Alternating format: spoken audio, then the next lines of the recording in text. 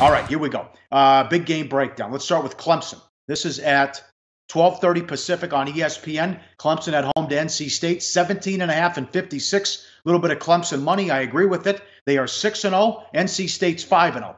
I don't know how good NC State is. They're off to the good start. Remember, that was unfortunate that game got canceled against West Virginia because it would have been a good litmus test to see how both teams were going head-to-head. They couldn't put away Boston College, who didn't have Dillon, their best player. They spit up a 28-3 lead in that game, and they also beat Virginia at home, which I don't know Virginia's got a pretty good defense, but then again, Perkins had 3 interceptions, and they only scored 16 points against Miami, who had 3 interceptions in that game as well. Very impressed with Clemson as of late. Lawrence now the quarterback taking over as Bryant transfers. I don't know. It's very hard to go on the road in a conference game and put 60 up on somebody. And they beat Wake 63-3 and had 3 guys with 100 rushing yards. Ton of NFL players on the defense. The D-line is sick. We're going to find out what NC State is made of, although these games have been close the last couple of years.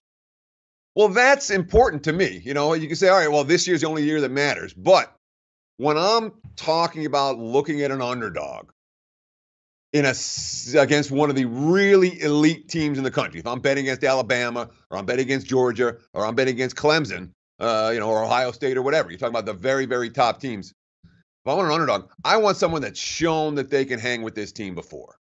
And Clemson's done that, or NC State has done that, absolutely. Each of the last 2 meetings decided by a single touchdown. It's been a very competitive series. The second thing I want, if I'm looking for a big underdog going up against an elite team, is I want a quarterback who can play, and a quarterback who's not going to make mistakes. And you know what?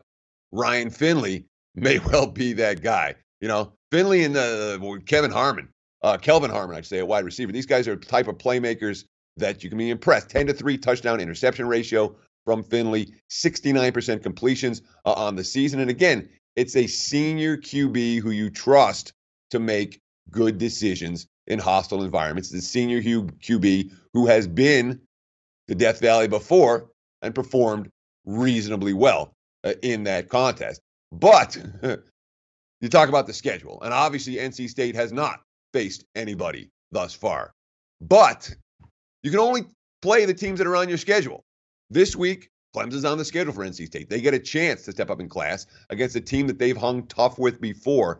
And one thing I'm not thrilled about is laying 17.5 points in a game where, A, my team's coming off a 66-3 win, B, coming off a bye, fat and happy, all of that, and C, their opponent, they can play. For me, it's NC State or pass in this one. No, we'll see. I don't know about that. I like Finley, the quarterback, but I don't know how good NC State is, and Clemson could be the second best team in the country. Tough game there, though, to handicap. No opinion. Like the show? Help us keep the lights on. Please make sure to comment, share, and subscribe to all the Sportsbook Review videos. Thanks so much. Best of luck. Enjoy the game.